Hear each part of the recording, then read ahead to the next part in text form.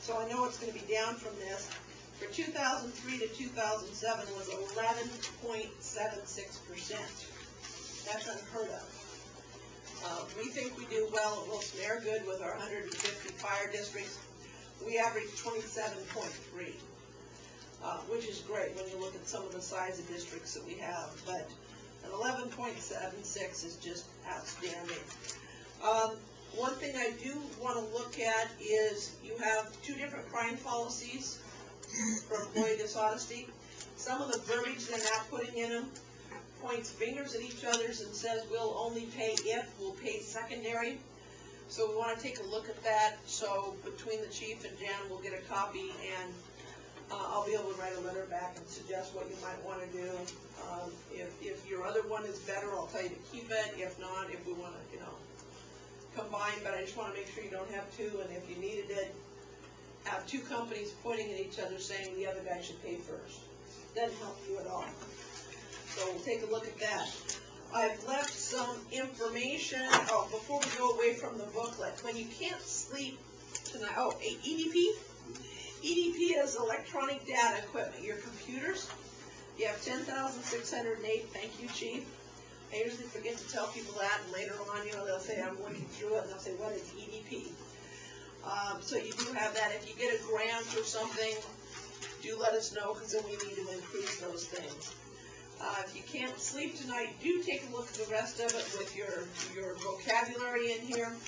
It's great information. Again, a reminder, not only is the district covered by this policy, but the board members, the volunteer firefighters, your employees, not the volunteer association, but the rest of you are covered as long as you're within the course and scope of your job. So the good thing to remember is if you get a lawsuit because the public doesn't like the color you're painting your vehicles or whatever, this policy does protect and defend you. So that's a good thing to know. You do have a total limit, including your excess of $5 million, which is definitely higher than what the port limit for the state of Oregon is. The last page is probably the most important for the board. Should you let your chief have a vacation or something would occur, and you take this home and put it in your stack of many papers that you bring home from every meeting, the last page has what to do in case of an emergency. You'll notice that Jeff and I both have our home phone numbers, our cell phone numbers. We do keep them on us. We're going to add Kevin's name to that next year. I think most of you met him at the either the Joint Fire Chiefs or the Joint Conference. What we don't want to have happen is a serious injury. We want to be able to help you right away. The last thing that we want to have occur is insult to injury, where OSHA comes in afterwards and said you didn't notify us within the 8 hours, and therefore you have a $1,000 fine. So we don't expect you to remember those things. If something occurs, if it's a sliver in the finger, you probably can wait till the next day to call us. But if you've got a rollover, an injury, you do give us a call.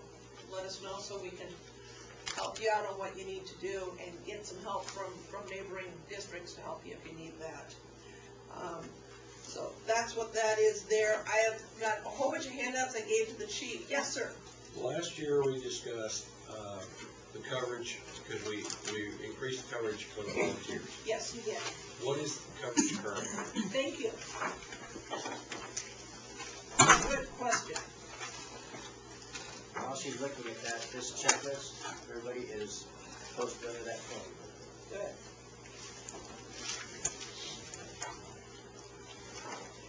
We have a weekly disability for your volunteers of a $100 per week, which is primary. That means it does not have to replace earned income, and a $300 per week supplemental. Now, I'll give you a quick example. If you are retired or a student or you don't have other work, no matter what, if you're disabled on the job, an accident, it can't be the flu or something. I guess if you cut it because you were, anyway, you have an illness, don't count this. If it's an accident, doesn't matter if you have any job, you're going to get $100 a week or $400 for the month. Now, if you're earning an income, you will also qualify for up to $300 per week, which would be $1,200 per month. Okay, for a total of $1,600. That would be. They also look at if it's workers' comp, then they would look at that portion also. And as we talked about it, it's kind of like a three-legged stool. The other piece of this is the supplemental wages that could be earned through the state of Oregon through the supplemental wage or the secondary job for volunteers. Okay? And at some time, if you want me to come back and do a volunteer meeting and go through all the scenarios, I'm more than happy to. We've got a great PowerPoint for that. I think that would be up to them. I know that we were discussing last time, the Eastern Oregon firefighter that was killed when the tanker rolled over, he was bringing it back from repair, and there was quite an argument. The state said no, he wasn't on duty, and everybody with half a brain said he was. Has that been settled, or is that still in the courts? That, I wish I could tell you if it's out of the courts. I can tell you another one that happened more recently. Scappoose.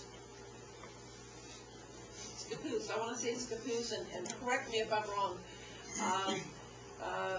Firefighter 3 response in one night.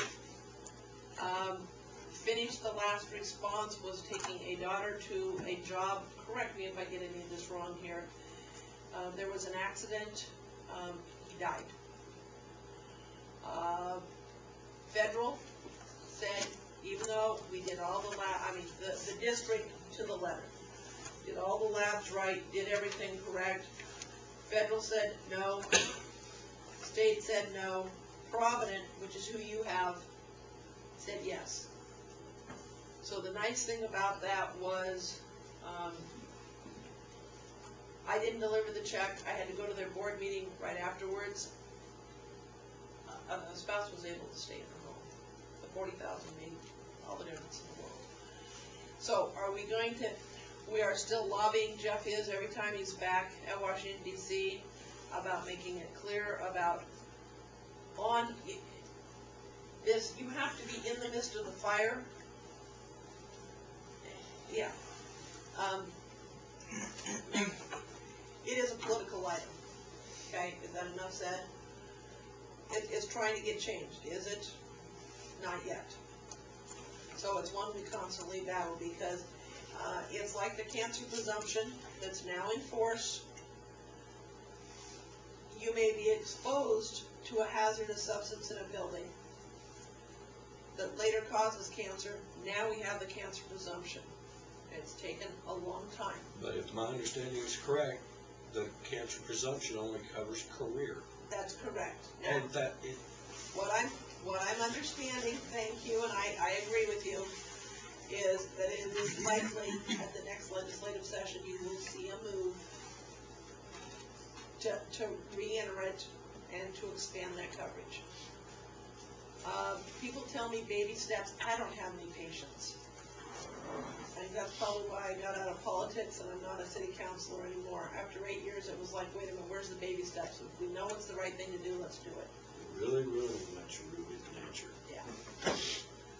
So, does the district do a great thing for your volunteers? Yes, you do.